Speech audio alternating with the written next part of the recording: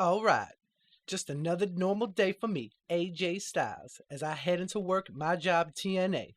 As I say every time I arrive at work. Psst, AJ, over here. Russo, buddy, it's great to see you. Shh, keep it down. Wow, what's wrong?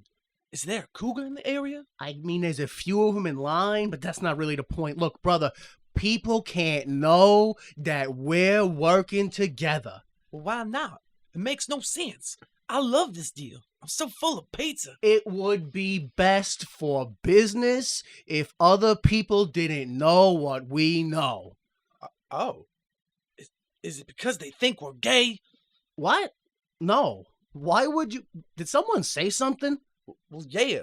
People call me gay all the time. The F word, the H word, the Q word, basically the whole alphabet. I can't stop thinking about it. Don't they call you anything like that? They do not. Well, huh. Yeah. Well, look, anyways, the point is, as far as you and me working together, zip it. All right, bro? Zip it. Huh. Well, yeah, I got it. Just make sure that pizza keeps flowing. Zip it. Sure thing, brother. Sure thing. I'll see you later. Man, that kid sure eats a lot of Dominoes.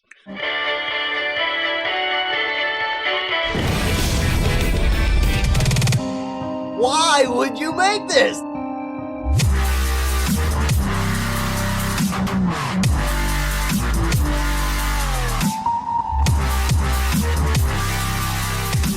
Hello, everyone. Welcome and thank you for listening. This is Why Would You Make This? Season 3, The Asylum Years. The only podcast to assault you with content so boring and confusing, you're forced to ask the question, why would you make this? I am Jimmy Time. I am joined by my co-hosts, Brother Skylar. How are you? I don't know how I feel being called a co-host after being kind of like. What, you're saying I'm assaulting people? What? I don't agree to this. I'm not assaulting anyone. I didn't sign up for that. All right. Well, we're also joined by J Delta Wagwan. Wagwan. I'm just here to announce, in case anybody missed it, the disclosure. Congressional hearing today, they announced that the aliens are, in fact, also working with Russo. Yes. Yeah, it's horrible. No, I didn't know that. It just makes sense, though. Yeah. Because if this were real... Bro, if this were real, the aliens, they would just fuck off. They wouldn't. Yeah. All right, so this episode we are taking you through the National Wrestling Alliance Total Nonstop Action Weekly Pay-Per-View Show, episode number 26, broadcasted on December 18th, 2002, live from Nashville, Tennessee at the Fairgrounds Coliseum, now known as the Indiana Farmers Coliseum, allegedly drawing 1,100 people in live attendance. No. Nope. 1,100, no? It sounded like that, but I also don't think that was the true audio. Oh, okay. Double audio? Yeah, they got it double looped it a couple times. There was maybe a few times where there was a lot of chanting going on, and every single person was sitting down. Not a single mouth was moving. Oh, all right. Bro, I'm just saying, if this were real and there were aliens, they might be able to psychically chant, bro. Got me there. Yeah, I can't argue with that one. All right, so... as per usual, episode 25 left us confused about the direction of the company and the motives of the characters, so let's try to explain why we are the way we are with our crazy past. Wait a minute. What happened that got you so crazy? First is the women's division, which only consists of my own personal storyline, where after 24 consistent weeks of not, TNA has finally booked Athena. But she did nothing and hasn't been booked in the 1 week since, so... She got booked getting yelled at by Russo? Also, she took 2 bumps from the Harris brothers. Right. Oh. 2 of their finishers. All right, next is the tag division. 5 weeks later, Father James Mitchell's Disciples of the New Church, Slash, and Brian Lee are still your NWA World Tag Team Champions. Next, the Harris brothers, Ron and Don, have agreed to join Vince Russo due to not being appreciated by the NWA.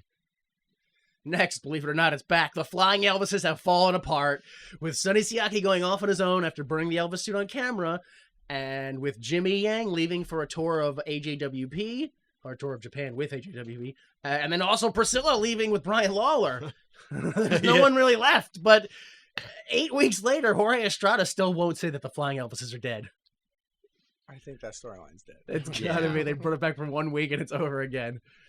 And then finally, believe it or not, this is tag division related. Percy Pringle is here, and he has taken an interest in the tag division. By standing on the top of the entranceway and making that face he makes. Right. Occasionally getting involved, which is only one time, but... Next is your X division. After interference from a woman, It's a woman! Sonny Siaki is your new NWA TNA X division champion.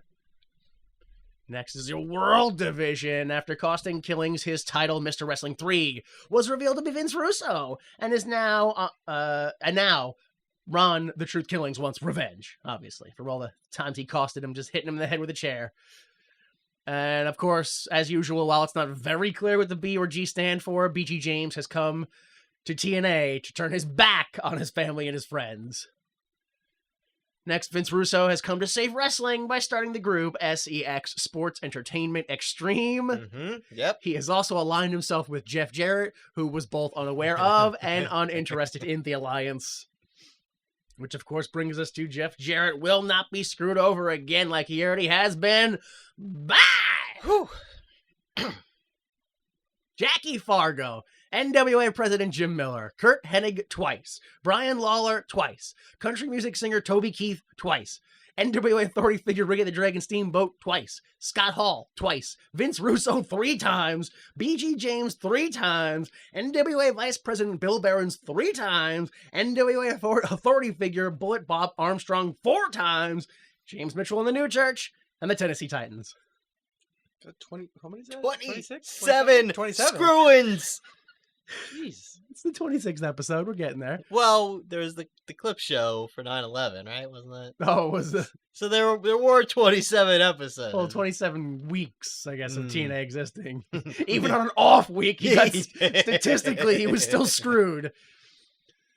All right. Only 2 people had a promo on that, and it wasn't him. He got screwed out of having that promo. Oh my God! So it should be 28. Well, then it.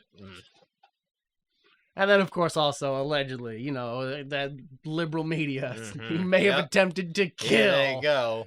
Jackie Fargo, Jim Miller, Todd Stone, Bullet Bob Armstrong, BG James, Kurt Hennig, Bill Barons twice, Scott Hall twice, the entire NWA TNA security team several times. Although I will add, a new person has not been added to that list. And like, Conspiracy. dude, 10 Yeah. weeks, 15, Mhm. it's been a while since he's attempted to kill anyone. And yet you never add the fact that this man heroically stopped a maniac gunman, saving upwards of 1,100 live attendees. I don't. Oh, you know what? I think I might have heard something. No. Yeah. All right, let's move on. With last week, we were promised that this week we were going to see an interview with Percy Pringle to find out who, if anyone, whose side he was on. No thanks. Harris Brothers versus the AMW versus the New Church in a 3-way tag dance grudge match. We were going to see Siaki versus Easy Money for the X title. The BG Truth story, Bullet Bob storyline was going to keep going on somehow. And then we were also told we would see a 10-man gauntlet for the X Division #1 contender spot. We got some of that. Wait, did Percy Pringle interview? Wait a minute. I don't remember that. Yeah, exactly. All right. And then, young Mr. Delta, you said that this week we would be seeing Divine Storm with Trinity, the SATs, the Amazing Red, Low Key, Kid Cash, Tony Mamaluke, Jason Cross, all in the 10-man. Some of those were right. Yeah, it was Yeah, like so 2 or not 3. quite, yeah. Some of those were wrong. Some of them were right. And then we might get a Voltron spot in that match. And then you thought that Red was going to win it. Yeah, you weren't very right on your guesses. No. What? I mean, there was a mini Voltron spot. Yeah, there weren't 5. It was only 4 people, I think. So That's like what? That's a BeetleBorgs spot or something. All right. When they have the special 4th guy. That's what yeah. it What's is. what's the lame show that only had 4 things? Or it's like Power Rangers, like season 16 or something like that, where they only had 3 kids. It was just red, white, and red, Sailor yellow, and Moon ever blue. connect with anyone? I would have watched that show then if that happened. Somehow in a show about magic, it would have been weird had they introduced giant fighting robots. Yeah, I'm the wrong one. Yeah. I don't know what goes on over there. All right, Brother Scully, you said that this week we were going to see Divine Storm versus the Hot Shots. Yikes. that we were going to see a Truth BG brawl. Hey! Yeah, I heard that. Yeah. You also thought we were going to see Norman Smiley in the gauntlet. Damn it. And that Lynn was going to win that one. I don't think he was even in it. Nope. Damn it. I said that I wanted to see Russo turn on BG and kick him out of the entire company. No. Didn't get that. You said you wanted to see BG assassinated on live television, knowing that he's still alive today. Yeah. A man can dream, right? Maybe I have the Time Traveler's edition. I don't know. You know, Berenstein's bear, BG James gets shot. It's like a, alternate timeline. And then I also thought that Kid Cash was going to win that gauntlet, but no, I was wrong. All right, let's move on to the dark matches. Watch the dark matches. We saw Chaos, a.k.a. Joey Chaos, beat Kodiak. Not very sure, but it's very likely that this was the mighty Kodiak, or a.k.a. Mean Mike in WCW. Oh, Mean Mike, of course. I remember him. There weren't like 4 of them in that company, I know. Also, we had Danny Dominion, a.k.a. Sharon A. Wad, in World Wrestling All-Stars Dark Match. Okay. And he beat Eric Priest. And then finally, we had Ace Steel and David Young, who beat Chris Vaughn and Johnny Slaughter. No relation to Sergeant? No. Wait, was that? Never really occurred to me that his last name was Slaughter. I thought that was also a title. Wait, does that imply that his first name is Sergeant? No, he's Sergeant. So then what's his first name? Is it like Sergeant Gary? Sergeant Gary Slaughter? Earl Slaughter. Who knows? Oh my god. All right, let's start the show.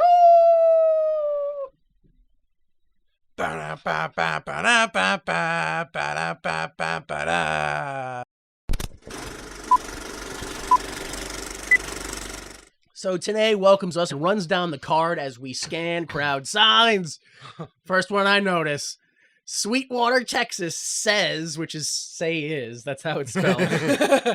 Mike Tenay for president and Miss Lollipop for vice president. Who's Miss Lollipop? That's the one black cage dancer. Oh, Yeah. Tenay and what? Yeah, and hey, look, time is a real loose Progress, flowing man. thing, but old white guy president, young black woman vice president, arguably predicting the Biden-Harris presidency. whoa. Was TNA Shadowing. predicting the future? I think so. I don't want to go down a conspiracy rabbit hole here. Now you understand why I thought this was the Time Travelers edition of the show. I also see a www.tnachad.com sign. That's for that one annoying fan that got kicked out like a couple weeks ago. Good. I'm glad nobody remembers him. Good. But He he's doesn't- got his own site. He's got now. his own site. I Yeah, want you to know. it's ridiculous. 26 weeks into this show. Did you go to it? The site? No, Yeah. I didn't. Oh, no, I did. Yes, I did. Yes, I did. And it forwards to a Patreon for a podcast, of which neither of the hosts are named Chad. So I don't know if It's this is been the same, hijacked. or if he sold it, or Oh, if he's no. helping a friend. I don't know what's going on. He just Yeah. is a Chad. I do think it's weird that after 26 weeks, the fans have more of a consistent lore than the show. Because you got the TNA Chad, and you got the black woman who keeps harassing Brian Lawler, and you got that group of 3 women in the front row that are just always loud, and the unmentioned and self-proclaimed heel section, And you've got Athena, who's only been on TV once. yeah. A couple other signs I see. Got blood. Again, I don't know whose friend this is, but man, JW Wildfire fears the flock. None of these people are on TNA No. television. It's So I don't know crazy. why this is happening. 01, which is just the tournament or company or whatever it was, 01. Two of my favorite that I saw that you have down is Russo equals potty mouth. Yeah. What is that? Mhm. Just okay. And then Yeah. I had to pause Yeah. so many times to try to read this. Yep. Who is Borash works on packages. Yeah. Like video packages? Yeah. Yeah. Not men's packages. No. And certainly not UPS packages. All right, yeah, we got the Athena signs, which are thanks, now more Athena, and okay, now use Athena again. Come on. And they keep getting other and more women when they have a woman that the crowd wants. Mm, Rule number 1 of wrestling: never give the crowd what they want. yes. Even if it's all you have. Spend money to get other stuff they don't want. Yeah. You're saving it for something big. Of course, she'll get discouraged and quit before you reach that. But you're saving it for that. Yeah. All right, at the desk. Well, not at the desk, but we got the quick card, X title match and an X gauntlet match. BG versus the Truth in a street fight, and still we gotta know whose side is Jarrett. Oh, Yo, we're still doing this. I know. Yeah. All right, so we get the show open with segment 1. Tenay says that the NWA title is different because it's a world title defended all over the world. Here's a video package of Jarrett's 2002 World Tour. It's a black and white interview with Jeff Jarrett being conducted by JB. You don't really see him too much. Intercut with clips of Jarrett on tour in the ring with the fans, including a blink and you miss it clips of Sting and Lex Luger. I couldn't help but notice every time they showed clips of him fighting someone at these events, Yeah. it was shots from down and up. You couldn't see one member of the crowd. Yeah. So I was like, how many people are actually at these shows if you're not willing to show it? Even in the Was there a slice? show? Yeah. It's just them training in the ring together. Yep. All right, now change costumes. Run it with this guy. Oh, it wasn't even them. Okay. Jarrett talks about wrestling he's seen as a kid, being a champion, and TNA having a renegade spirit, a rebel spirit, if you will. My world. After the video, something is happening in the parking lot with Goldie, but, video length, 1:50, segment length, 2 minutes, 43 seconds. Thoughts on this? None? Probably the worst audio I've heard on the show so far. Oh, yeah. Oh, right, yeah. Yeah, and then, like, seriously, like, Scott Hall's phone call had more clarity than this thing, is what I wrote down. All right, segment 2, Goldie finds Kurt Hennig in the parking lot, and she wants to know what he's doing, and if there's any truth to him having a vendetta against Russo for costing him the title match last week. Hennig brushes her off, kicks a fan in the boob, and enters the ring. I couldn't hear anything Goldie was saying. Yeah, it was basically just, is there any truth to that you having a vendetta? Okay. Hennig says he is here to conduct business because he ran out of beer on the bus, and he sent Brock Lesnar to go get some more. Okay. Man, this man is so insecure. Okay, Grandpa. When he walked in, I was like, something seems a little off. And he said, I ran out of beer. I was like, that's not a fake line. He really is drunk. He drank it all. Yep. Yeah. Hennig is the best person to put on wrestling boots. He's here to abuse Russo physically. Physically with his hands, not physically with his mouth like Piper did last week. Physically with his Physically. I couldn't understand it. Yo, Piper's words are like razors. Russo is a mouse. He's just a fan. See my size 24 fist? I'm going to put it down your slimy throat. I thought it was kind of weird the way he phrased it, where he was like, yeah, Russo's garbage. Everyone's like, yeah. It's like, yeah, Russo's just like all you fans. And I was like, wait a minute. Yeah. This isn't going the way you're intending it. He's as dumb as a rock. He should be out there with you, Rude. Yo, size 24, what? I don't know. What other than is it just a boxing glove? What's a size 24? Yo, there's I didn't no even way there's boxing gloves go to size 20. What? I don't know what they start at and what I don't know. No, Are I there don't little baby think that's boxing gloves that right. are one? No, I mean gloves are measured like sideways across or even they're either it doesn't matter. In another direction, he doesn't have a 24-inch hand, so it's not 2 feet. I don't know. Well, he did. He said size 24. Yeah, he didn't say 24-inch hand. I mean, 24 centimeters is 9.5 inches, so that's still pretty big. And then 24 millimeters is an inch, so that's not it. Like, I have no clue what he was talking about. So Russo shows up with the Gleason threesome, jump over the guardrail, And Henning goes after him. Russo runs away. But when Henning gets his hands on him, low-key, Elix Skipper and Chris Daniels run out. What? And they attack Henning before he can do anything. No, I was so shocked. I did not see this coming at all, even though I've seen this once before. Yeah, I totally forgot about this. Yeah. In the ring, the three hit a front drop kick, a flatliner, a springboard, a leg drop on Henning. Hennig's bumping, man. Yeah.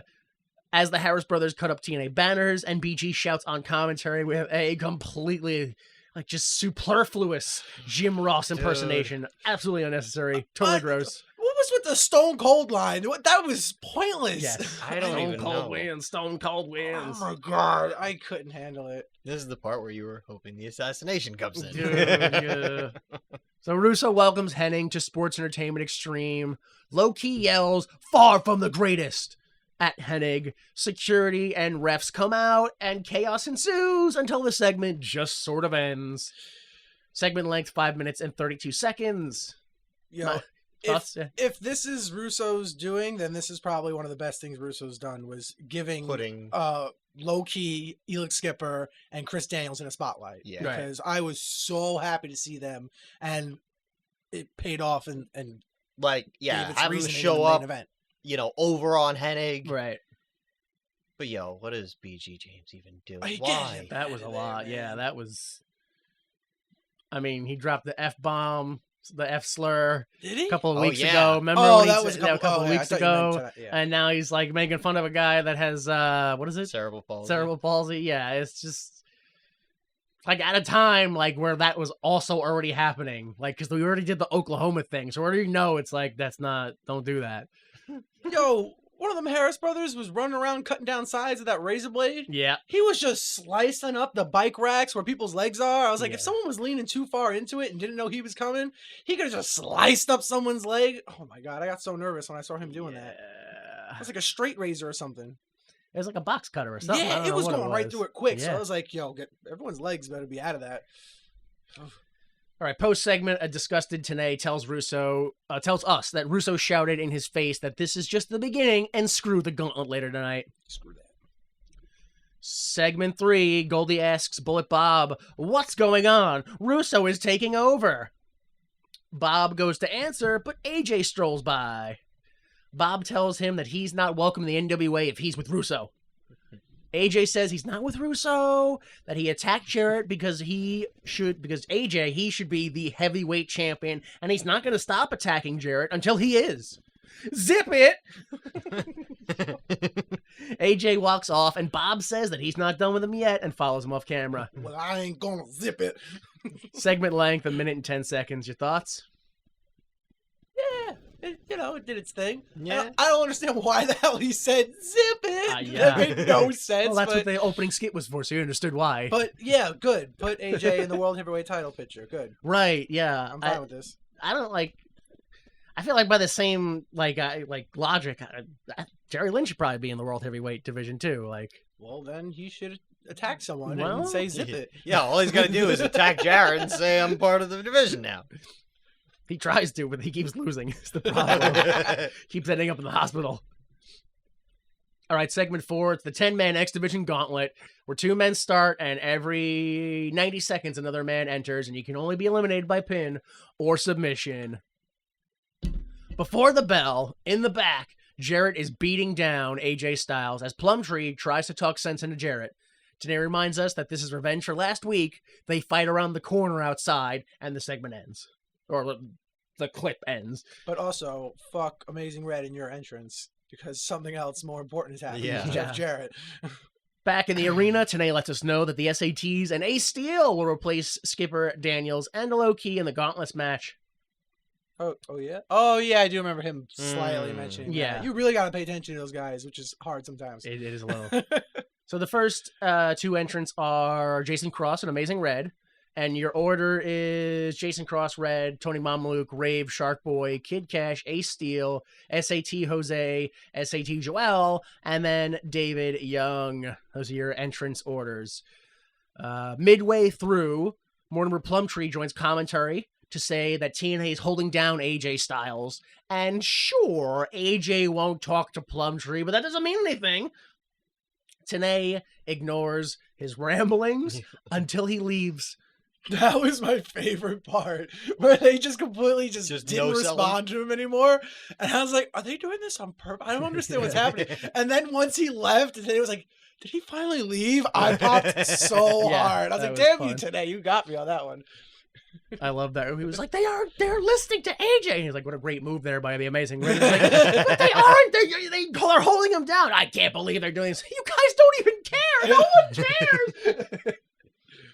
Did he leave yet? That was so That was good. great. Yeah, that was fun. All right. So your match highlights include Jimmy Rave reversing Amazing Red's Code Red by sitting out. Yeah, that was Just good. sitting flat out. That was shocking. I That like was that. beautiful. Shark Boy enters to powerbomb Mama Luke, who is suplexing Rave off the top rope. That's your BeetleBorgs spot, as I called it. Not enough guys to Voltron. David Young tosses everyone around the ring Dude. like a stuffed animal. Yo, he made the most of his time, unlike anyone else in that match. He He was stood good. out. He's like, just in case I'm never back in this company again, I'm getting all my shit in on everyone. Yo, I'm gonna do a highlight video in this one match. That was good. I want to see more from him. Everybody jumped over the top rope onto the ground. That was probably why this wasn't an over-the-top elimination, that spot. Another highlight is the many times that Kid Cash ran up the Effortlessly. ropes and then jumped off like Yeah. it was nothing. Yeah. The SATs do a Doomsday DDT followed by an infrared. Ace Steel hits a Super Tornado DDT. Did he? Beautiful. I missed Well, that one. yeah. And then we've Dude. seen this before, but it was I know. amazing. It- Kid Cash super gorilla presses the Amazing Red. Yo, that was the spot of the match. That was I almost stood up in my room while watching it. It was crazy. All right, so your elimination orders are Rave rolls up Mama Luke, Shark Boy hits the flipping stunner off the top to pin Rave, Kid Cash double underhook pile driver and then pins Shark Boy, Infrared eliminates David Young, Ace Steel with the Super Tornado DT eliminates Jose, Joel head scissors into a roll up and then pins Ace Steel. Kid Cash reverses a powerbomb into a cradle pin on Joel. Joel's gone. Red does a jumping flatliner and then pins Cash. And then Jason Cross hits the crossfire and pins the Amazing Red for the title shot. Winner of the X title shot, Jason Cross. The beginning beatdown was 34 seconds. Your match length was 22 minutes and 11 seconds with your full segment, 24 minutes and 32 seconds. Thoughts on this match here? It's wild to me that this kid's getting a title shot based on his shooting star leg drop. His finisher. Yeah. Yeah, that's not gonna last long. No. Yeah, because the shooting star in general is a finisher that's a little hard to control. Yeah, and he doesn't hit it great in this. No, he almost misses it. Yeah. So Like he just barely gets like his calf on the yeah. It was like an ankle drop.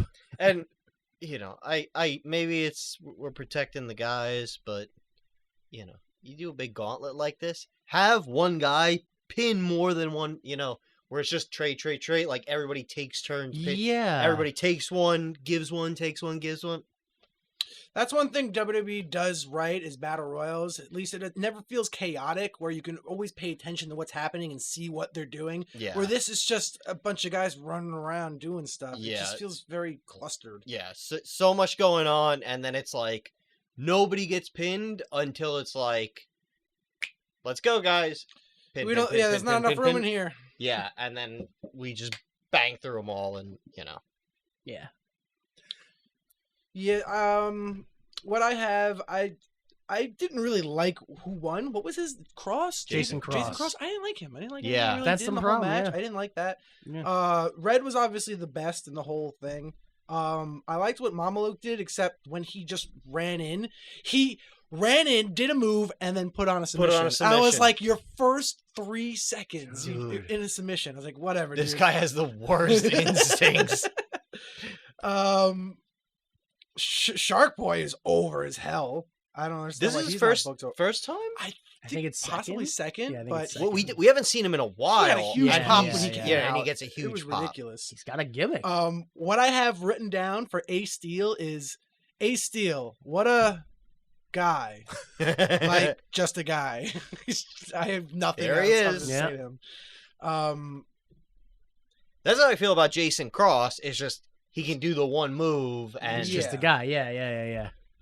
Did you mention that one spot where Cash threw that chair at Red as No. hard as he I don't possibly think could? I did. No, Holy I think I crap! might have missed that. I feel like he did something wrong to him. No, my God. Oh, he tried to hurt him. Great. Yikes! And then, yeah, that was it was a clusterfuck, but I mean, it was all right for what it was. I mean, that's kind of what I have. I mean, absolutely chaotic, but there Yeah. was like two handfuls of cool spots. Like Yes. there was an amazing amount of spots where I Yeah. was just like, God damn. and that half of them were David Young crushing people. Oh my God, was, he was amazing. tossing him clean across the ring like he's Andre the Giant. Get ready, because this is the last time that we see. Tell me it's the winner. Yo, Tell me it's tell the winner. me- Tell me it's the Yo, winner. shut- wish. no. A steal in Oh. a TNA Oh, ring. thank Shit. goodness. Yeah. Wow, Yo. he didn't even come back with CM Punk later? That guy came out with like a coffee cup and just like drank coffee and like Mhm. woke himself up and walked out. Yeah, but his eyes bug out. It's like, what was he drinking? It was literally like a styrofoam coffee cup. All right, so post-segment live pay-per-view version only. Today reminds us that we're going to take a break for the next 2 weeks for Christmas and New Year's. So Yep. no shows. This is the last show of the year. Segment 5, TNA. 36 minutes into the show says, what a way to kick off the evening. Oh my god. It just started. Because that was their first match, a half hour into the show. Damn. Also, Sonny Siaki versus Easy Money has been changed to include Jerry Lynn because of how he was screwed last week. I don't like this. No, I don't either. So here's your card again, 3-way tag street fight, and then Sports Entertainment Extreme enters the ring. Yo, it was so bad how they just shoehorned him in, and then it just like they even had a hype video that just showed like Siaki and Lynn, and I was like, so Easy Money isn't even in this match anymore now.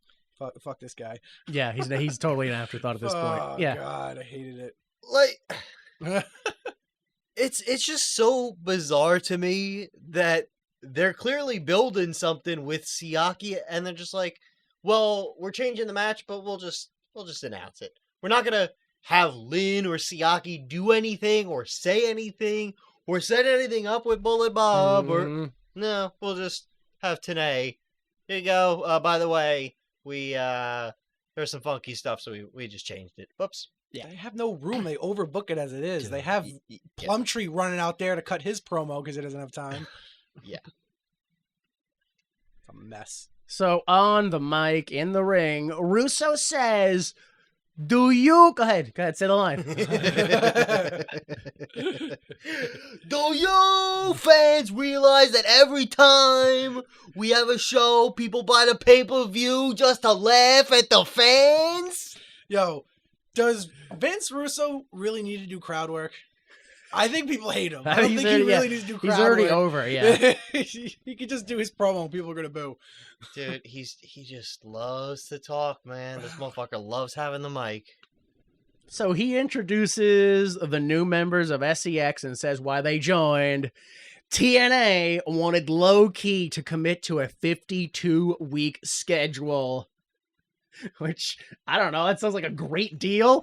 Like, It's like, oh, steady work. All yeah, right. I don't televised work, steady. I don't see what the downside is. Whatever. Well, now he works for sex whenever he wants. All right. All right. TNA didn't want to buy a plane ticket for Daniels each week to come here from California. It is Mhm. expensive. Well, sex is gonna buy him a plane. Well, that's Dope. Pretty Dope. expensive. Yeah, I mean, they yeah. only can afford one like locker room for like 17 guys. What are they doing right now? That's cool that Daniels is a pilot, so he's gonna like fly himself out. Oh no, just a plane. Well, how do I get there? Dude, how do you... Where do you buy plane fuel? I don't know. I gotta learn that He now. have to buy his own I gotta pilot buy a hat? hangar. I gotta rent a strip to fly off from. Like, He it's... needs a hat. I gotta get a hat! Oh my god, where do I get hats from? No, I feel like Skipper missed the point of this promo. Where they were like, Loki just wanted this. Yeah. And they said no. Yeah. And Daniels wanted this. And they said no. And they were like, how much did you ask for, Skipper? And he was like, I wanted everything they could give me and more. And it's still not enough. And I was like, well, damn, who's going to... So you're the bad guy. Yeah, who would ever hire you? I don't feel bad for you at all. I'm very positive he used the wrong word. And he should have said anything and not everything. I wanted everything they wanted and more. No, he said and more. Yeah. And it's still not enough, he said. I just walked in and told the CEO, give me your paycheck. And he said no. What the fuck? Let's say what makes you so special. Yeah, so Skipper said that he wanted more money, and they said no. And Russo says that SCX is going to get him paid and laid twice a week. I wanted Skipper to be like, no, I'm married. Don't do. My wife's going to kill me. Honey, this is... I like when he goes over to the crowd, he goes, looks like you could get laid, you fat wench. And then BG goes, no, but not with Skipper, though. Skipper's like, yeah, no, not her. Not her. No. That's not what we're implying. Not you. All right, but it's not all good news. BG, there is no compassion in sex. I'll kick you out if you show compassion towards your dad again. Harris boys, you prove yourselves tonight. Don't screw up. Harris boys look very confused by this comment. Yo, BG looked like he wanted to punch Russo in the face. I don't know if he knew he was going to say something with him. All right, Jarrett, get out here. In the ring, Jarrett says, here's who Russo really is. He's a magazine writer who has no business standing in the ring. He hates and disrespects wrestling because he can't be a wrestler. Woo! Remember how happy you were to get an interview with me back in WWF? Remember when you called me for a job in WCW every day? Remember when I protected you from Shawn Michaels trying to kick your ass, and then Goldberg, and then Scott Hall, and the list goes on and on? I get sports entertainment. I've hit little people and old women with guitars. The Good Housekeeping match with Chyna, I did that. Russo, you crossed the line. He's saying a lot of things he shouldn't be proud of. I know. You spit on the NWA, on my father, on his friends, and on pro wrestling. When if it weren't for pro wrestling, you would still be a TV salesman in Long Island. Long Island. Russo says you're a daddy's boy. Everyone is laughing at you. No one respects you enough to take your advice, but I can get it all back. Are you with me or against me? Jarrett says, I never was and I never will be. You are an arrogant, pompous, Yankee son of a bitch. The most WWF sounding line. Yeah. I've heard it said exactly like that by Austin, by a few people. I know, yeah. So bad. Jarrett then proceeds to fight all 6 members of SCX in the ring until the numbers game. We get the gentle goodnight, the low-key front drop kick, the play of the day, the BME. Refs and security come out, and SCX slowly leave as Russo lays on the announce table. Russo splashes Don West with a bottle of water, and a fan throws a cup of water at Russo, and subsequently every person at ringside. Your promo length was 11 minutes and 19 seconds, with your full segment being 15 minutes and 18 seconds. Yeah, I think everyone's thoughts are the same, which is this did not need to be a 10-minute promo. Ooh, no, it went a little long. Yeah, Jarrett's promo was okay. It didn't go long, but Russo kept taking breaks to let the fans boo like he was Hogan Yeah. in a WCW ring. Just eating it up. Yeah. Just milk it, stretch it out. Mm-hmm. You got thoughts on this? I think the idea of it was good. I don't think it was executed good by anyone really. Right. They needed to really explain what they were all doing, so that was the point of it. But it went on way too long, and Skipper ruined it for me. All I asked to be paid was the most out of anybody in the company. Also, I get to sleep with the CEO's wife 3 times a week. And he said no. That's ridiculous. How am I supposed to explain this to my wife? I need the most out of everybody. And more. All right, post segment, live, pay-per-view version only. Uh-oh. Don West says, "You know, Mike, now I kind of see that everything you were saying about Russo is true." And Tenay angrily and excitedly starts shouting at Don West, Now you see what Vince Russo stands for! Don gives a very humbled and hurried, yes. All right. I just want to take a very small break from the podcast to talk about the silent auction. It ended 3 days before this show, and for whatever absolutely insane reason, TNA posted the results on their website. Oh, boy. So we're going to go through it real quick. I'm not going to dox everybody and read their names and locations like that's listed here. Wait, they gave their location and who, like, their full Their name? state, yeah. But even then, I mean, you know, all right, let me dox you real quick. How many Tom Skinners are there in Illinois? Yeah. Like, Oh, it's, boy. you know what Coming I mean? for you, Tom. All right, so here's a list real quick. A list. First name, last name, state they live in, and amount of disposable income. Yes, That's yes. what I mean, like, wow. It's the worst decision I've ever seen. It's supposed to be why are you talking about a silent auction? Shut up! Yeah, first silent. Jesus Christ. All right, keep in mind, every single bid comes with transportation, lodging, and a meal allowance. All right. So maybe they didn't make their money back with this. I think it sounds like it. All right, we have win a chance to co-host with Mike and Don West on a pay-per-view. That was $2,500. Next is help JB ring announce. That was $1,500. Next is be an interview with Goldie backstage during a show. That is $825. Dinner date with Goldie is $1,650. I'm Whoa! actually kind of surprised it wasn't like I really thought the creeps with money would have been out in full force. Yeah, like that would have been the highest bid, Yeah. like way more than the announce on a show or whatever, co-host on a show. Yeah, commentate. We also have a deep sea fishing trip, which is a deep sea fishing trip with Bob Ryder, Jerry Jarrett, James Storm, and Chris Harris. What? Yeah, it's so weird.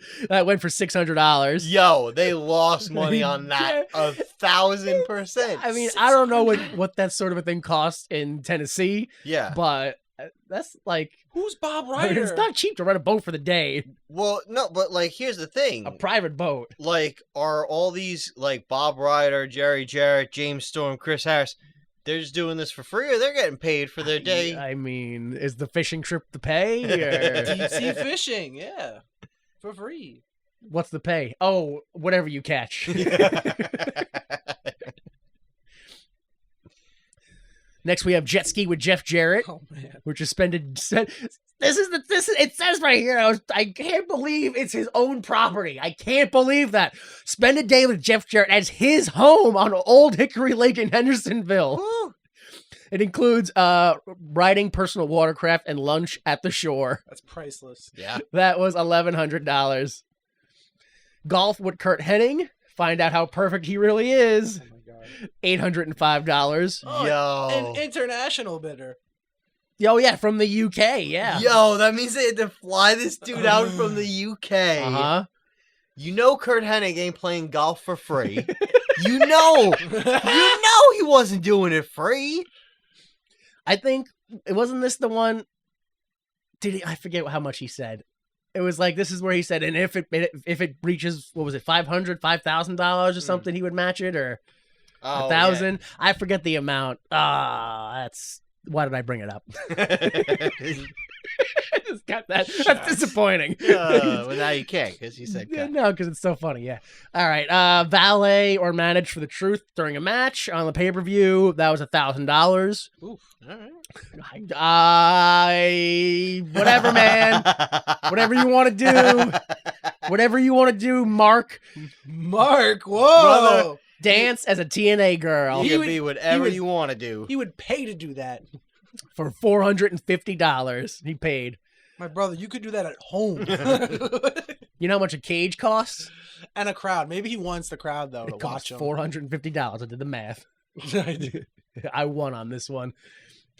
Next, we have dinner date with Jerry Lynn. What? Peanut butter jelly sandwiches? For $500?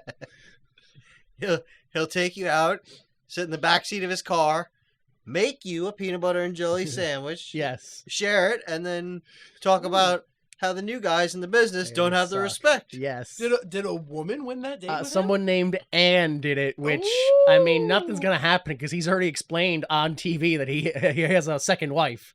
him? He's got 2 wives? Well, the first one died from breast cancer, remember? Oh. Yeah, it was very sad. Thanks for bringing it up again. Whoops. I hope he's over it. Next, I couldn't believe this. Sean Waltman's World Light Heavyweight title belt. Yeah, how did this happen? Wait, what? Did he just leave it there? Well, yeah, actually, maybe he did because he got mad Russo was there, wasn't coming back. that is If he weird. doesn't show up in 30 days, it's ours. No, it says that he was the last title holder of that belt when it was retired, and that he felt so strongly about the project that he gave a personal trophy to this thing. And then Russo showed up. Yes, that was, I think, the second highest bid at $2,400. All right. Which, that belt It's was priceless. probably already purchased by Conrad Thompson. Oh, maybe he has it, yeah. We also have dinner date with Priscilla. This is when they talked about that went for $1,500. Dinner date with Scott Hall. He won't be showing up to that. We all know that. That went for Who $2,000. got more? Oh, Gold got more. Dinner date with BG James. That went for $750. Oh my God! What a Wendy, That what is- are you doing? Wendy. I am so sorry for the amount of sexual harassment and assault that man put you through. I shouldn't be laughing because that probably really happened. Yeah, 100%. Valet or manage for Kid Cash during a match. That's $600. Valet or manage for the SATs during a match. That's $600. Valet for the Amazing Red, $600. Yo, the same guy is Yeah. gonna valet Cash and Red. Yeah, I have. Red. He's won other things too. I have it down there. What? Yo, this guy's just blowing money. Managed for Mama Luke. I don't know what moron paid $565, but yo, he is not worth it. Oh God, watch this guy forever manage and valet Ron Harris during a match. Yo, A doctor. No, he's wait, from no. Maryland. MD. What an asshole! I am. although, I mean, Ron Harris, famed alleged Nazi, and who wins the bid? Danny Rosenthal. Or Oh. alleged ZZ Top fan. Yeah. Famed alleged GZ Top supporter. He paid $505 for that. Serve as the assistant chief security with Don Harris. That's He's not still. not his job anymore. Somebody paid $803 for that. I like the 3. Yeah. I feel like that was at the end where it went to 800, and someone was like, and 1. And so it was like, and 2. And someone was like, and 3. And then everyone else was like, all right, it's not worth it. Yeah. What am I doing? It was funny up to 3, and now the joke's gone out of hand. We also have oppose Mortimer Plumtree in a match. That's where you manage whoever he's facing. A guy paid $1,000 to do that. Then we also have replace Mortimer Plumtree as Ace Steel's manager. Hell yeah, dog! I'm so hyped. This is gonna be great. Who I just said will not be appearing in the company Last anymore. time we see a Steel. Sorry, Harvey. Someone paid $750 for that. manage Sonny Siaki, who just got his own new manager. Someone's paid $575 for that. Replace Mortimer Plumtree as a manager for AJ Styles. Someone paid $1,000 for Yo, that. that was the same That was guy the same who dude. opposed Mortimer Plumtree. He wants to be with him, and he didn't understand You which wanted to one. replace him and fight him. Yeah. He's just bidding on the Mortimer Plumtrees. Hotshot valet manager is $650. Yeah, the whole what No. a deal! Wow, deal! Holy crap! The entire set used for the Disco Inferno segment, Disco's Jive Talking, went for $75. Yo, can I see that set? You have to pick it up at the You fairgrounds. have to pick it up, but yeah. I want to see that set. I mean, if it's the set, He got, it's the what, signs, the couches, was there a rug? There was probably a rug, lamp? yeah. Yo, that was a lot of stuff. 75. For 75 This dude bucks. furnished his Definitely. trailer. Dude, the couch alone. Yeah. I mean, But and it then all the. smells like Disco Inferno. I don't know. He only used it twice. Ooh, That's enough. But it also might smell like Goldie. You're not making it better for me. Yo, this guy lost out. What a bad deal. The Dup Cup went for $95. I don't even remember what that looked like. There was the Trophy Cup. That was the hardcore Dup Yeah, Cup. I remember what yeah. it was. I don't remember what it looked like. Wasn't though. it a spittoon though, or like a Kinda, It wasn't like a yeah. real. I guess technically a deal. The Dup Outhouse went for $25. Yo, they sold. What the fuck? Must be picked up in the arena. Yo, that's. Yo, I can't believe someone paid anything for this, let alone $2,000 goddamn dollars. $1,000. Brian Lawler has not been having good luck in his love interests, so why don't you try your luck? If you feel you would fare better than April, then this bid is for you. This is for your chance to valet an NWA TNA a pay-per-view event as Brian Lawler's new love interest. This woman paid to get railed by Brian Lawler. Yes. Does TNA even have an HR department? Holy I don't crap. know. They Although would all quit after. I also want to point out that Brian Lawler did say he quit, so All right. he might not be around anymore. But you didn't say that was the last. Yeah, well, Bullet Bob Armstrong's Bullet Mask went for $205. Produce TNA show with Keith Mitchell and the rest went for $450. Oh, another doctor. No. Produce talent for a segment. Be Vince Russo's assistant during a pay-per-view show. That went for Wow. $1,500. Wow. And then finally help produce an entire wrestling event.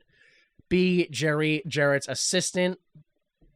That Wow. went for $1,200. It says here the day begins with a production meeting of the entire staff and it ends during the show. Well, at the end of the show. Spend the whole day with Jerry Jarrett at work. Damn.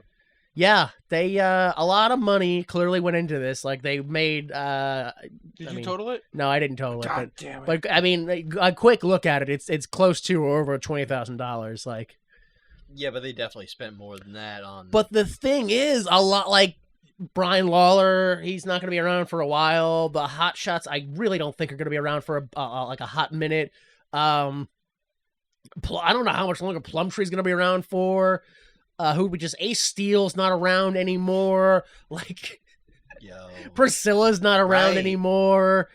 They started this auction like 10 weeks ago, I feel like. It was a while ago. Yeah, it was a couple of months ago.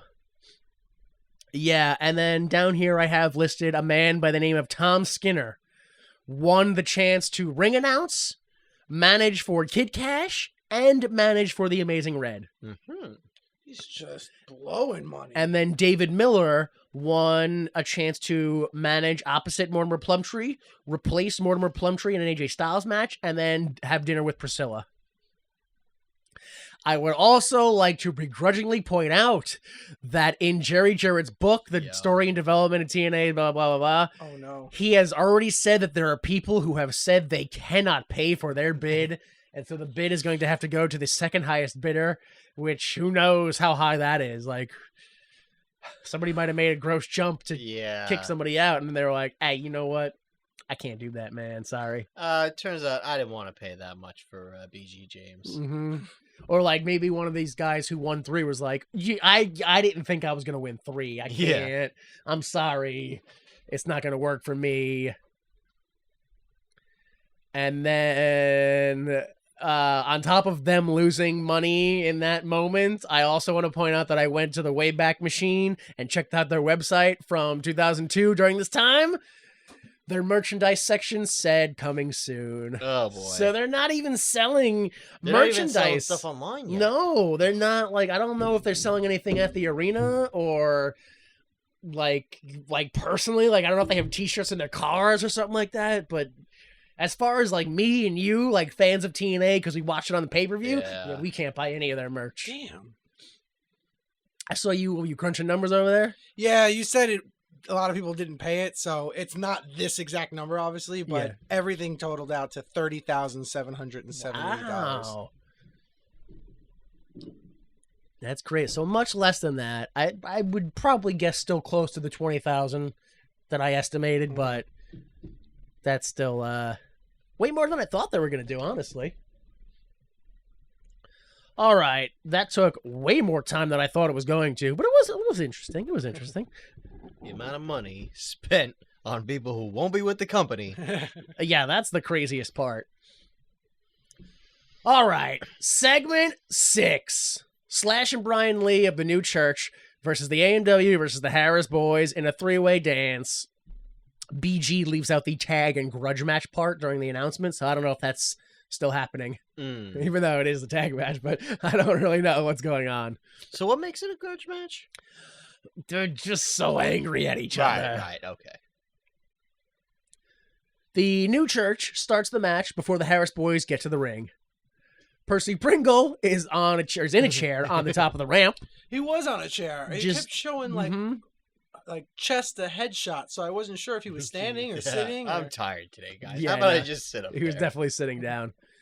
Your match highlight includes the AMW's double team spot on Slash, which was a super drop kick, catapult, leg trip, double leg jackknife, apron attack. Like, it was just a whole big Yeah, the sequence whole- thing. yeah. Oh, that one where I was like, that was way more complicated than it should have been. It was like slow and animated. But it was the match highlight. Yeah, I It's guess. unfortunately, Wasn't yeah. that good though. No. In the end, the Harris brothers take over, give Chris Harris a double choke slam, an H-bomb. They glom James Storm. Mitchell and the dead inside girl are up on the apron for the ref distraction. That's what I call Belladonna, apparently. Athena comes out. What? Low blows one of the Harris boys.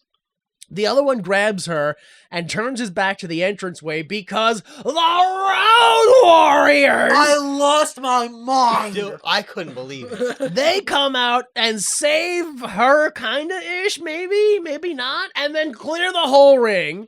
My goodness. Slash gets the Doomsday device.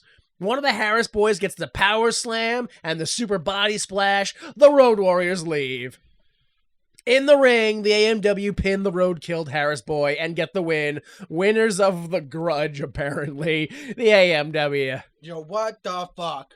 What the fuck? Isn't it great doing a ref distraction spot for a low blow, only to have the ref gawk at two men come into the ring Dude. and fully assault and beat down one of the Oh my god. Didn't, yeah.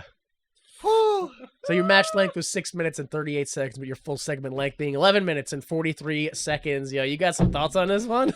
I Yo. would say the tag match was completely forgettable. Yeah. But The the Road Road Warriors Warriors came showed out. up. Holy crap. Yeah, that what I have here is what an absolutely chaotic, boring mess that ended with a goddamn M80 firecracker, Yeah. dude. Like, just, Couldn't believe that. Woke me the F up. yeah.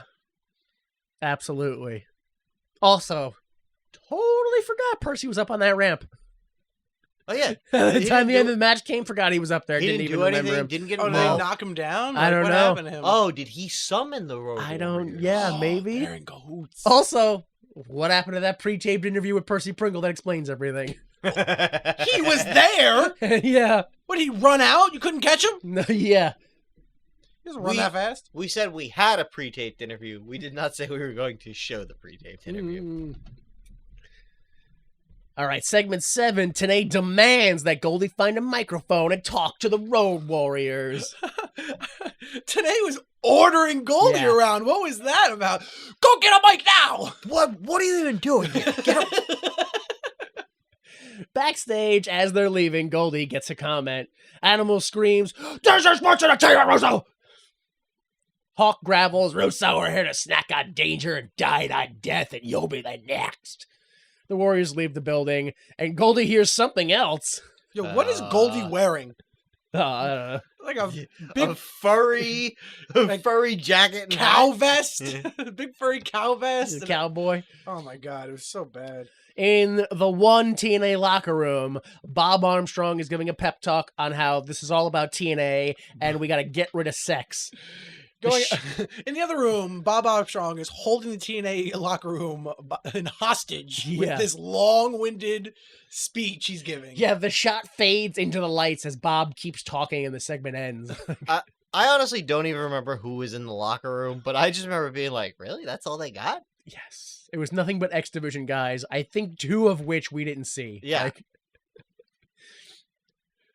So your Road Warriors promo was 10 seconds, your Bob pep talk was 58 seconds, and your full segment length was 1 minute and 31 seconds. I just thought it was funny how the segment ends with like an old man rambling like he's General Patton forever. Like, we're going to beat him on the beaches and in the trenches and by land and by sea. And if you're a friend of Russo, you're no friend to me. And we're all going to go down to the whole thing. Just kept yapping. I don't understand the production idea of, all right, guys, we got a real high with the Road Warriors, and we got the Road Warriors promo. Now let's pan to old man Bullet Bob Armstrong. Hey guys, listen up here. We gotta keep on keeping on, you know. Not just old Bullet Bob Armstrong rambling, but all the young guys very confused about what's going on. Yeah, no one's like hyped up by it or like on his side. They're all just like, he's still going. And apparently, like, totally missing the irony of like, well, there were 2 guys who were super jacked up anti-Russo. They just walked right by you and you let them go, You Bullet missed that. Bob. You totally because missed you're it. in here. Trying to give a pep talk, yeah. All right, segment 8, Sonny Siaki and Jerry Lynn dramatic recap video. Probably the weirdest music they've ever had for like a hype video. It's mostly from their match last week, including the woman who interfered in the title match. All right, Easy Money versus Jerry Lynn versus Sonny Siaki for the X title in a 3-way match. Everyone gets the old JB boxing style intro. Did you guys have the same music that I had?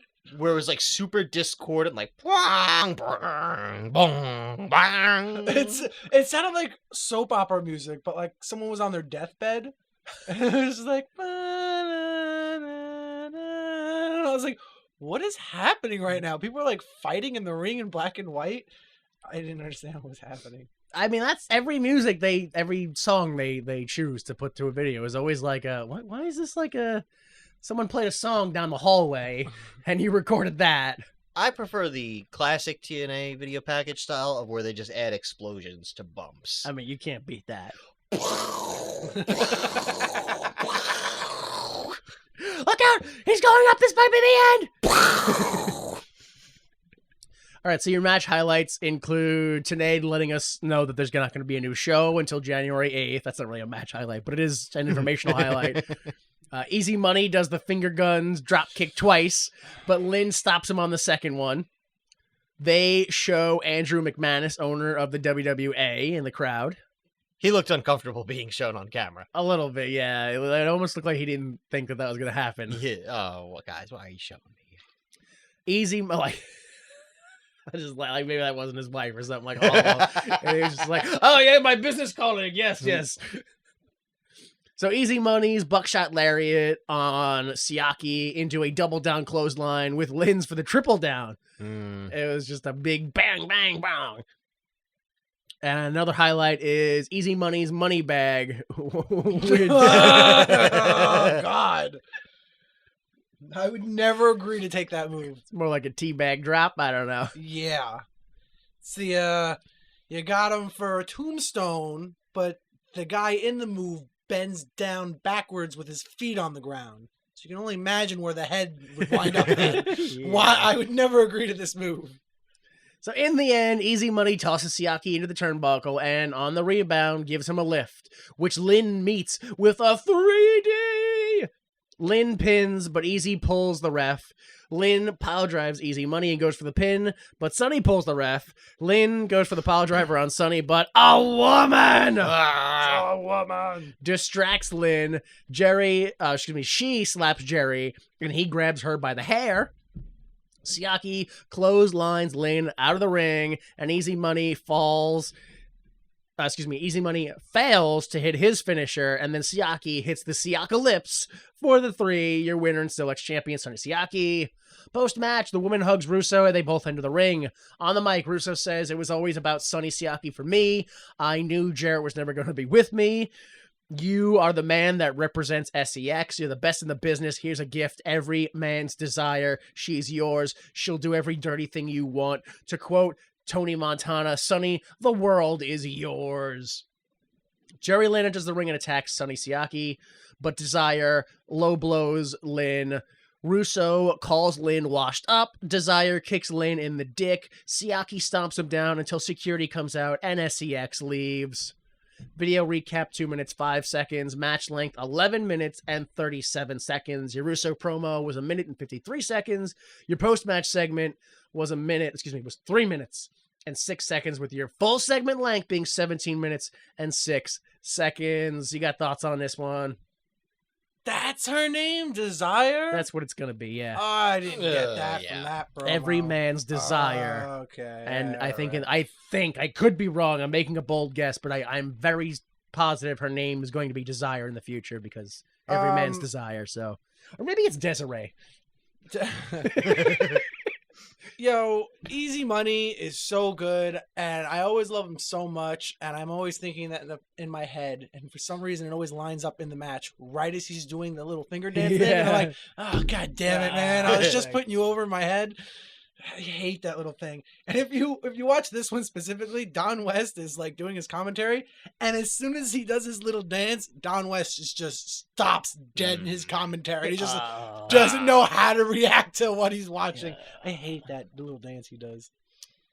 I already feel like we're getting the thing, like we're blowing the whole load at once. Not like we just introduced SEX. Time to start wrangling in new members. Yeah. Siaki always looks so lost and deaf I know. when he's in promos. He's just staring lost into your eyes.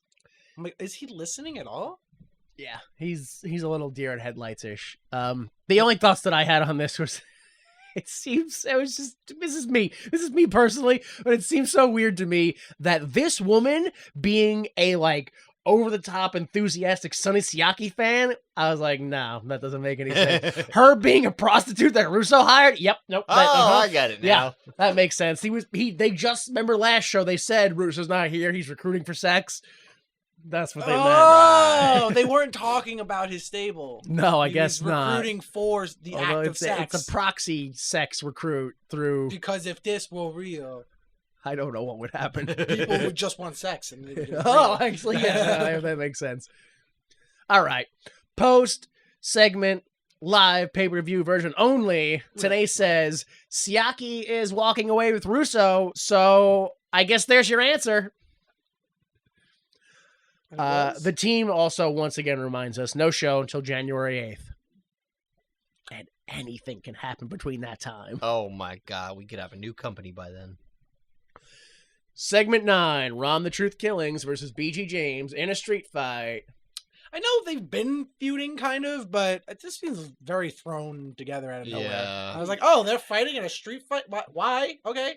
Mm-hmm. I know they don't like each other, but I didn't know this was happening. Also, I feel like they just had a big... Was it with the belt or something? Or I don't remember. Didn't they just do a match like 3 weeks ago where it's like they fought and then it ended with like them jumping off the stairs through a table, or BG got put through? That was just something that happened. Oh, that wasn't a match. Oh my God. Yeah. So we get a new rap, which is the same rap with updated lyrics, but this one goes out to SEX. Y'all knuckleheads better show some respect. Suntan Superman's up in the house. I don't like BG. How you like me now? Good Lord, try your luck. You get something, owed, told, mode. I couldn't hear it. Y'all Harris boys don't want me to set it off. If I was Vince Russo, I wouldn't brag. Next time I see you, I'm gonna bust that ass. BG attacks after the rap, but before the bell. Your match highlights include the Truth doing his up and over, cartwheel, karate pose, leg lariat combo. Oof. He So pushes off with a leg lariat, does a full 360 spin. It's so good. Yeah, I don't know how he does it. I've never seen anyone else do it like he He's does. Superman. Yeah. BG grabs a bathroom sink, but the Truth stops him and it shatters with just the most perfect sound. The greatest sound. Oh, my god. Yo, why are they wasting time filling the arena with fake chants when they could just fill it with fake glass shatters? Because it's so good. It was such a shame that it was a bad shot in darkness right into the crowd. Like they really should have had it like right in the middle of that doorway because it sounded so It was so good. It was so good. I think WWF back in the day did similar spots, but they just used like a stainless steel, like aluminum sink. They got an actual porcelain sink. Perfect. Where do they get that from? I don't know, but do not go into that bathroom. It is out of order. Oh no. All right, so in the end, Skipper, Low-Key, and Daniels I say come out, but really it's just like run through the crowd while they're also in the crowd, so it's just chaos on chaos. And they attack the Truth with nunchucks, a kendo stick, and a trash can, respectively. Nunchucks! BG gets the pin. Your winner of what? The street fight? It's not a grudge match, right? Yeah, just winner of the street fight is BG James. Your match length was 4 minutes and 41 seconds, and your full segment length was 5 minutes and 30 seconds. I know that like 2-3 weeks ago, BG James had a 4-minute match, and I was like, ooh, 4 minutes? Perfect time. You can't screw that up. Can't look good, can't look bad. It's great. Yo, these guys stunk up these 4 minutes. How do you... So, these guys worked with each other in E for like... They were attacked... It was a chaos, garbage street fight. You don't even have to do a lot. It was so bad. And it was just awful. What was it? A power bomb through the table? That was the point of the whole street fight? Like, what was the point of having that match? What was the point? There was no point to it. Everyone's to get over SEX. To have a run-in? Yeah, to have the point of the match was to have the run-in at the end with SEX. To further establish that SEX has the number games against TNA, the company that they work for. Ugh. Which, to this point in the show, SEX is up, except for the time the Road Warriors just showed up unexpected. Guys who don't work for the company showed up. Boom. Otherwise, SEX has been up all show, gathering new members. Yeah. Yeah, they're going full like NWO with this thing. Yeah. Yeah. Again, except for Road Warriors, because we were able to get them here tonight, so we'll put them over. Right. Yeah, as far as we're concerned, they ran in and ran out. They're not with the company. They just showed up and disrupted. They just don't like Russo. Yeah, they just don't like Russo, I guess. That much. Jesus. All right. The next segment is going to be your main event. And I guess because of like the calamity of the show or something, I don't know what, they didn't give us a Don West super pitch. Oh. There just wasn't one. They didn't do it. Oh, well, So I went ahead and made my own legitimate Don West super pitch. All right. So here's your Don West super fake super pitch. All right, folks. They have given me nothing.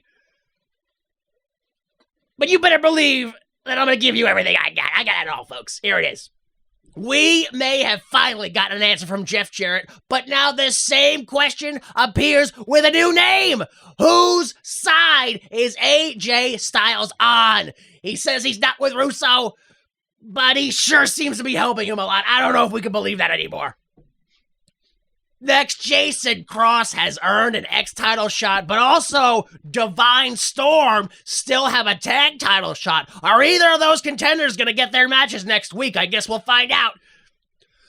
The Road Warriors are here, and they are not fans of Russo. I guess that means they're going to destroy the Harris brothers in an embarrassingly quick match that we'll never talk about again. Jerry Lynn still needs revenge against Sonny Siaki and Everyman's Desire. Not sure if it's too early to bring some sort of former ECW woman in to even the odds, or even if they're building to that, but I'm just throwing out there what I got. Next, Killings still hasn't gotten revenge on Russo for costing him his title match, BG for turning on him again, and sex in general. So maybe he'll get revenge next week. Hennig, he also wants revenge against Russo and crew for costing him his world title match. Maybe there's going to be some sort of a tag match with those two, and Hennig and Killings versus, I don't know, maybe BG and, I don't know, perhaps some sort of mystery man we've yet to see. It's all happening next week, folks.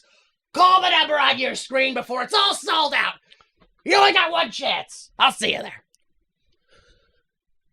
It's hilarious because they're taking 2 weeks off for the holidays. They probably have no idea what they're doing 3 weeks from then. Probably, yeah. There is no super pitch. We don't know if there's going to be don't a TNA know, after yeah. the holidays. Merry Christmas. You're all fired. All right. It is time for the main event, which means that it is time for the best hour. Our favorite hour.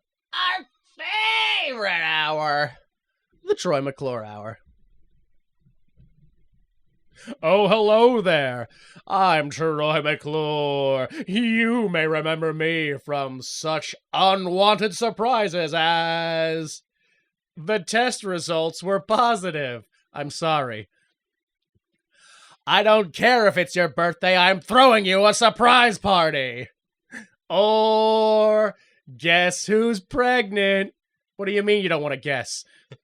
Today, we're here to talk about how to give your audience shell shock. All right, real quick with this one. SATs were trained by Mikey Whipwreck and Mike Awesome in ECW's House of Hardcore under the name Los Maximos. The school closed in the year 2000 before they could officially graduate. Oh. The SATs wrestled for Combat Zone Wrestling and Ring of Honor before joining TNA. That explains a lot, actually. The SATs made a few appearances on WWE Velocity and appeared in a commercial for the 2002 WWE King of the Ring. I remember the first part. The King of the Ring commercial was a bunch of different wrestlers trying out for the WWE, and it was just like, here's my gimmick, I'm the cutter, and then they would cut to the tryout being like, next. Yeah. And their bit was they were both in the ring, and one guy very gingerly hit the other with a chair, and he was like, ow! And they were like, next! We have the Amazing Red, originally wrestled as Red, but allegedly Savio Vega wanted to expand his ring name to include the word amazing when he worked in the International Wrestling Association in Puerto Rico in early 2001. Alongside with his cousins, he worked for places like ICW, CZW, and ROH before joining TNA in 2002.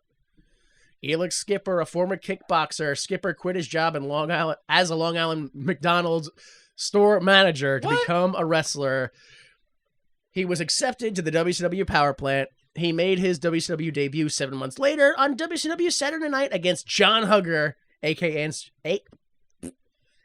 Johnny Hugger, aka Johnny the Bull, aka Johnny Stamboli, aka Relic. He went on to become the company's only ever 101 kilograms and under champion, aka the Team Canada renamed the Cruiserweight title, as well as half of the first ever WCW Cruiserweight Tag Team Champions. He was initially part of the WWF WCW Invasion, but he was sent to development before he joined TNA. Low Key began wrestling in late 98 under the name Low Key, derived from the Blackstreet song No Diggity.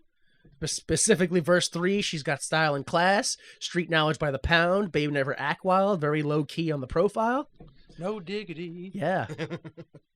Starting out for Jersey All Pro Wrestling, failing to achieve the tag team titles 3 times in 2 years, he debuted for the XWF under the name Kick Quick in 2001 and eventually joined TNA.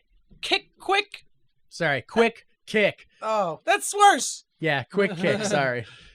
And then Chris Daniels started in 93 in WCW, which was Windy City Wrestling, different WCW. He got his first WWE tryout in 98, his ECW tryout in 99, and his WCW tryout in 2000. He made his name with the Curryman gimmick in this year's 2002's NJWP Best of the Super Juniors at the Dragon Cup. At this point in 2002, his only real highlight is being the NWA Florida Heavyweight Champion for 1 day. Oh, wow, I didn't know Curryman was that old. From 2002? Yeah. All right, segment 10. Bob says Russo has been out here using the numbers game. I don't think I mentioned that the second that last match ended, Bob Armstrong immediately came out to the ring. Bob says that Russo has the numbers game, but let's do it legit. 3 versus 3. So the SATs and the Amazing Red versus Skipper, Low Key, and Daniels. Let's do this fair right here. 3 of my guys who had already wrestled against 3 of your guys totally fresh. That's right. Well, he was talking to a locker room full of people who already wrestled because they had a 10-man X match. Yeah. So everyone was booked. Right, that was everybody. We booked them all. Your match highlights include conveyor belts attacks to Low Key in the corner into a powerbomb hold by Joel, and then Red drop kicks high, and then Joel passes Low Key to Jose, and then Joel drop kicks low between the legs, which sends him up, and Joel still hangs on to Low Key, and then Red hits a cutter on the pop-up. It was so good. So good. It was the best thing ridiculous. I've ever seen with that many people. Oh my god. The pacing was beautiful too. It wasn't looked even really awkward. It wasn't too fast where they seemed like they were rushing to. It was great. That's what I thought was pretty much almost the Voltron spot. And the second one too. Another highlight is a Boston Crab rear chinlock combo that has Red drop kick Skipper in the chinlock. And then we have Low Key reverse the Code Red into a modified Alabama Slammer. Yeah. Yo, that Boston Crab rear naked choke chinlock combo. Yeah. Low Key got the worst of it in that whole spot. Because He was the only guy in it, so. his face and chin was just tucked all the way into the gooch of Elix Skipper. And then he was just bending him backwards into the Boston Crab. Oh my god, it looked so bad. I felt so bad for him. He couldn't turn. He was just Can't turn. He was just getting Breathing in drugged crotch into air. it. And then your last highlight is, for no real reason at all, Don West gets on the announce table and starts screaming, "Go, Red, go!" Yeah, this is like the classic, clip that has gone around at Don West. I didn't realize it was this match or like Or I this thought early or any of that. Yeah. kind of loses something. Don West lost his freaking mind. Well, I don't know if I said it in here. Oh yeah, I said it down in my thoughts. During the My World with Jeff Jarrett podcast, he explains that this was told by him to do. Oh. Someone was like, "Get on the desk." He was like, "Do what?" They're like, "Get on the desk and start chanting 'Go Red Go," because the crowd was chanting 'Go Red Go," and he was like, "Listen to him chant." They were like, "Just get on the desk and start chanting it." He was like, "Okay." I couldn't stop laughing every time I heard him. Go, Red, go! I literally heard him chanting it for like 15 seconds, and I was like, I think Don West may have lost his mind. And right as I was finishing that thought, that's when it panned to him on the table screen. Oh, yeah, he lost his mind. Okay. Yeah. So in the end, Red fights off the top rope, whatever it was, and the SATs go for the Spanish Fly on Low Key, but jump at Skipper and Daniels instead and miss. A beautifully timed synchronized bump with the play of the day and the last rites on the SATs. Red, back up top, goes for a Frankensteiner, but Low-Key reverses him with a fisherman driver off the top. Low-Key is hurt, but that's still the 3. Your winners, SEX. Post-match, Russo comes to the ring and says, now here's the answer to the mystery. BG, why are there tables under the ring? And BG says, it's because we put them there. They set up a table, and they stack all 3 of the SATs on it. Skipper Daniels and Low-Key go up for a 3-post massacre, but Kurt Hennig runs out for the save. Everyone gets knocked out by a single blow except for the Harris Bros. Russo yells something that sounds like dog it. I thought he was saying dog 'em, which still doesn't make sense to me. He- Dog 'em! Dog 'em! Several times. I guess like dog pile? Dog pile on I him? don't know, yeah. Dog 'em? Throw Dog a dog at him. Bro, if this were real, I would just throw my dog at you. Dog 'em! Take some paint out and paint the dog face on him. Dog 'em! Give him a hot dog. I No, thought you that's handshake nice. 'em. Dog 'em! Dog him and send him home.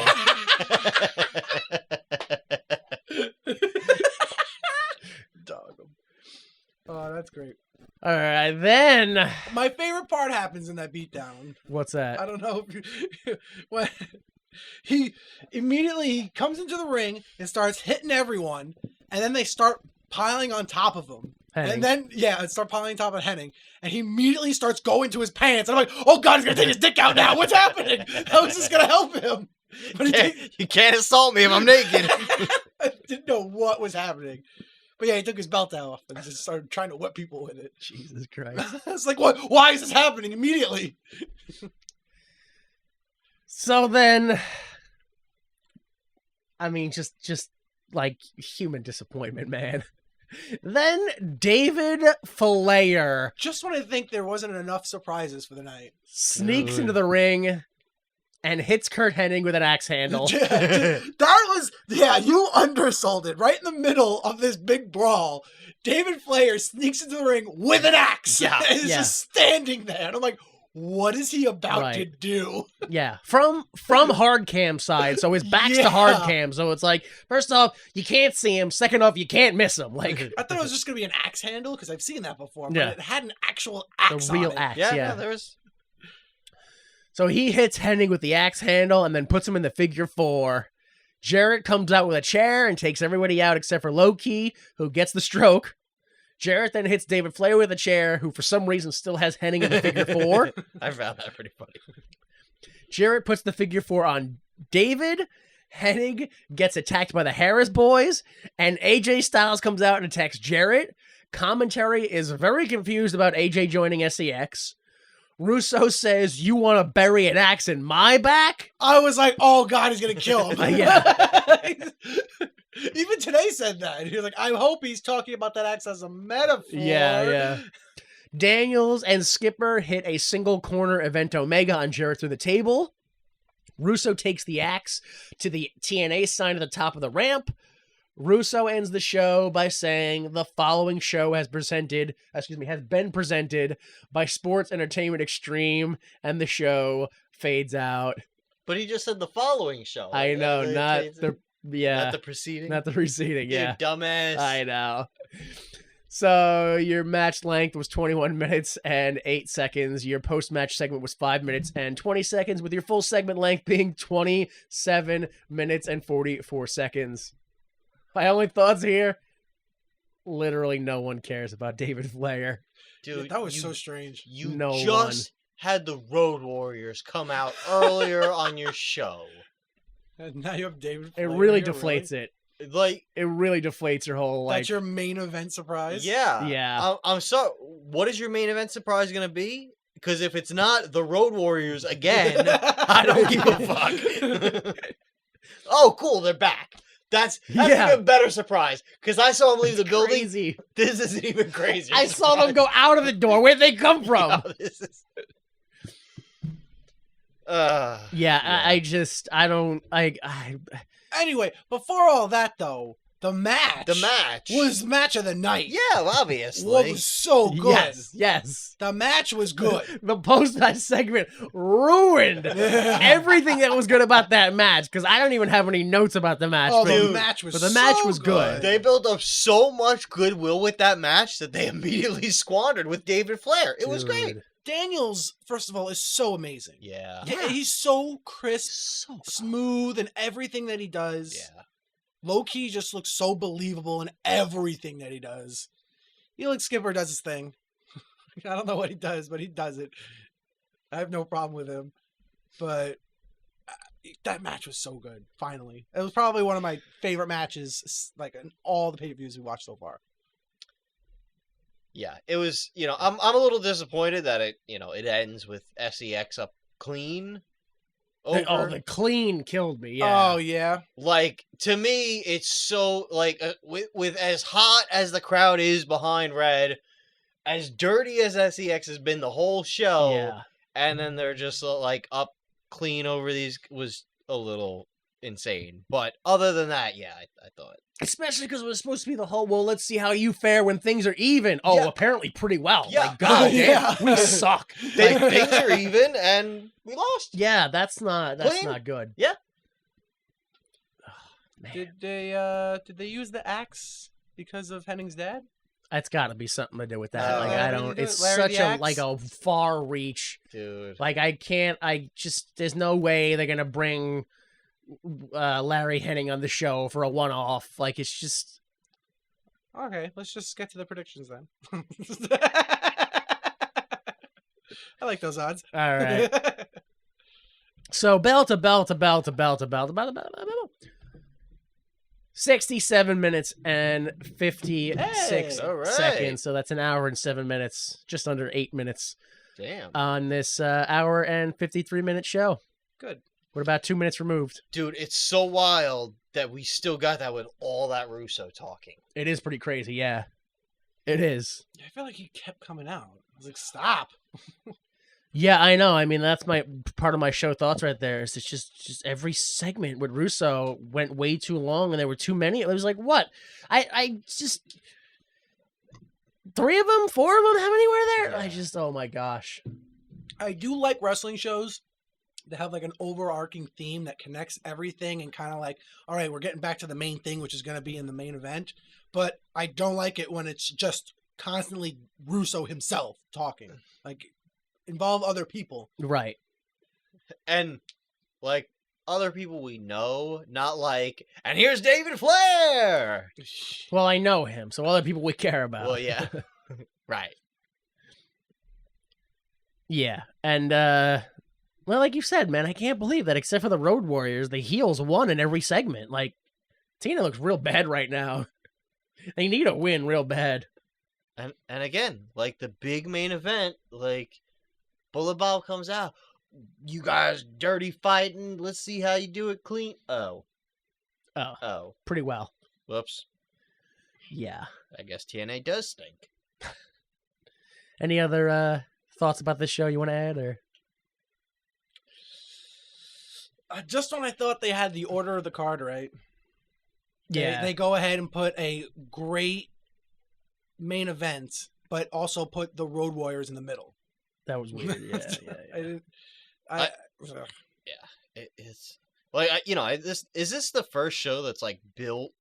It feels like really built around X Division. Like, most of the wrestling was X Division. Yeah, I feel like maybe there's been one before. That's something what like I'm that. really happy about. It's not really about Henning or Yeah. Jeff Jarrett or whatever. They have their segment, but they're really pushing the X Division now, especially putting them in the SEX. I and- like that the X Division, like, the Daniels and Skipper and Loki were up on Hennig, up on, like, hitting Yeah. them with their shit, like, Yeah. beating them down. They have all these guys, and they Yeah. just put him like low mid card. Like, they should be in the top card Yeah. with these other guys that you have as draws, so they can get the rub and learn, and then they can be the next generation. They're not doing it right, Yeah. but now it looks like they're finally, hopefully, going to do it right. For now. They'll fuck it up. But yeah, what is, I don't get the idea of, like, and more and more and more. Like, ooh, and this surprise, and this surprise, and like yeah, that was too many. blow all of our loads in one. It's gotta be just like, you know, we'll lose it if we don't do it. Like Yeah. if we don't do it this week, they'll never come back. Like we'll just never see them again. This probably, if we did the numbers, and I might do it, this probably might have the most people, like talent, in one show and card. Probably, yeah. Because you got the 10-man, you had the 3-team, Three, yeah. you had the 6-man at the end, and then Right. in every segment there was run-ins with people. Yeah. Percy was there, the Road Warriors. So there was Yeah, this a might lot be of the people most. on Athena this had a show. spot. Yeah, everybody was doing Right. something. Jeez. Yeah, Athena, Desire. What Damn. this is a lot of people. Yeah. Merry Christmas. Yeah, this was gonna be the Yeah. last show, so they booked Everybody gets a everybody. payday. Yeah. All right, why would you make this, once again, according to Jerry Jarrett's book, The Story and Development of the NWA TNA, a new concept in pay-per-view programming?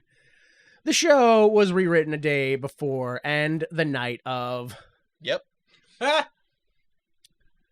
Mainly because the website, which I don't know if they meant the website, or if like the forums, the website, but they revealed 3 out of the 6 surprises before the show.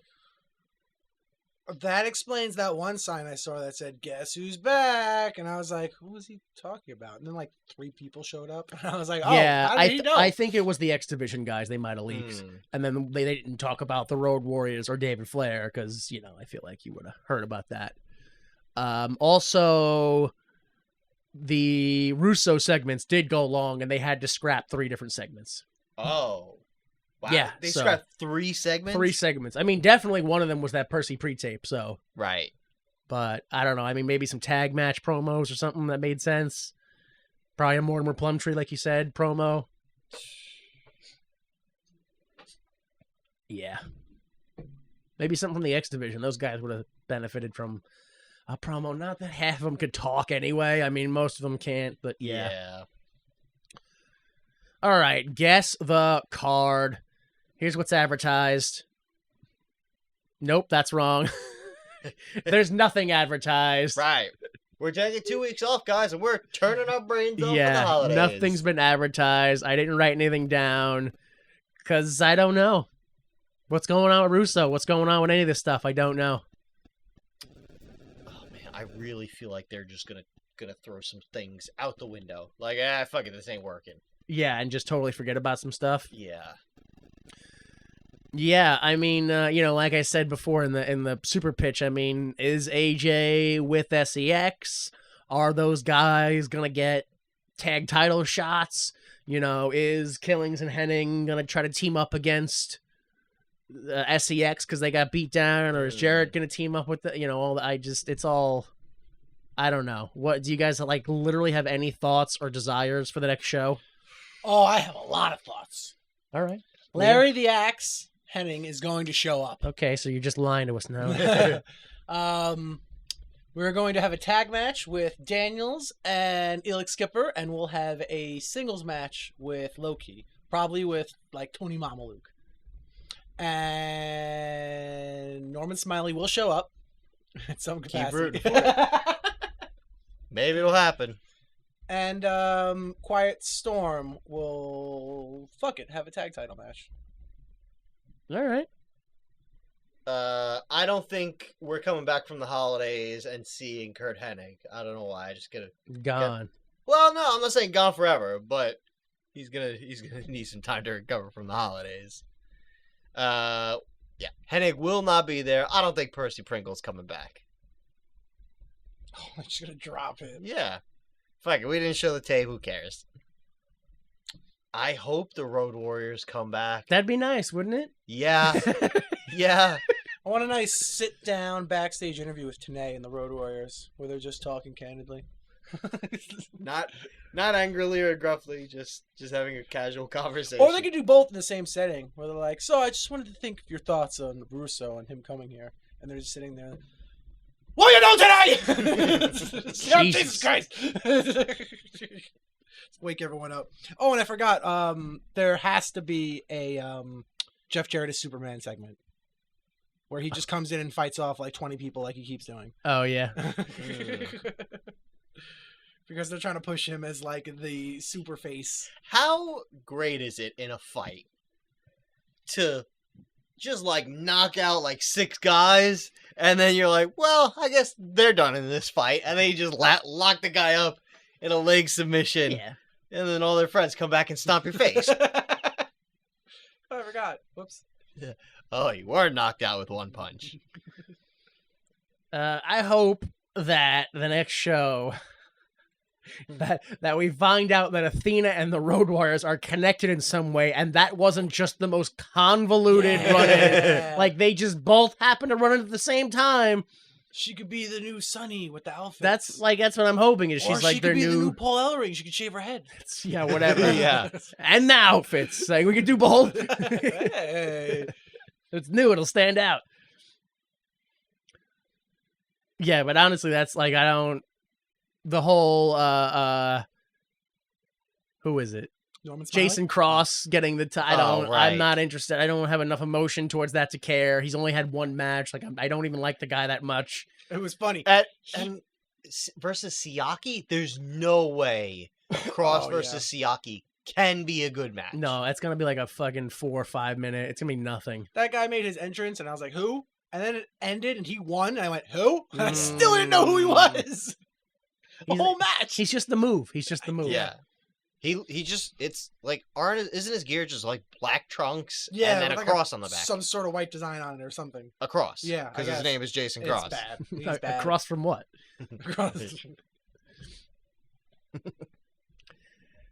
Yeah. So I mean, it seems like a lot of us just like I don't know. Those guys aren't ever gonna show up again. Yeah. I hope those guys never show up again. I hope they're out of work and die poor on the Yeah, streets. yeah. All right, I don't know. So maybe some of that stuff will happen. Maybe the company will never come back from the holiday hiatus. I don't know. Who's to say, really? I don't know if it's the next show or not. This was what? Episode 26? Yeah.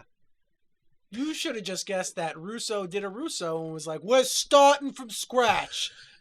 Well, this is I don't think that happens because I know what Henning's last match is with the company, Oh. and Oh. because of that, An axe on a pole match? it has to be coming soon. Is it an axe on a pole match? That's just Oh my god, it's an Oh axe on a my pole match. I God. can't wait. I just guessed it. Yo. I'll tell you this. I'm very positive it doesn't happen during one of the 30 show. Like we're on 26. It doesn't happen during one of the 30s. And it definitely happened before 30s. So On the TNA site, this is the last one listed in their Asylum years oh, did it? category. Really? Yeah, when I looked, it was. Oh. Maybe for this year. Yeah, it might just be for this year. Oh, maybe I did it wrong. I don't know. I Now you mean, gotta search for also, 2003. their site could just be wrong. Like, Right. Yeah, it's poorly designed. all right, yeah. So if you any of that seems interesting, or you want to figure out if they're still alive after the holiday, join us for the next episode to talk about all that. If you enjoyed the show, consider giving us a like or a 5-star review, or sharing us with any of your friends or even your enemies. Subscribe to the YouTube. Me need of money, but like legit, still haven't been to the Patreon in a while. Don't know if it's connected to me or any of the money that you're giving there is going to me. The money's going to Al Qaeda. Well, it could be. I don't really know what Patreon does. Maybe it's something else. Maybe it's like the IRA or like Israel or Yeah. So, oh well, I was gonna say some other dissolved, but no, Israel's still around. those are yeah, Whoa. they're still around. No, Palestine, that kind of they're dissolving. On the way out? Well, the people are trying to dissolve them. So yeah, we are WWYMT on most websites. Intro music is "Falling Off Your Love" by Kill Paris with the TNA intro theme edited in. For Brother Skylar and Jay Delta, I'm Jimmy Time. Please remember, without the mistakes of others, we'd be forced to endure the pain of failure ourselves. Support the arts. The preceding recording is for entertainment purposes only, and the views expressed in this podcast do not necessarily represent the views of Why Would You Make This, its owners, employees, or associates.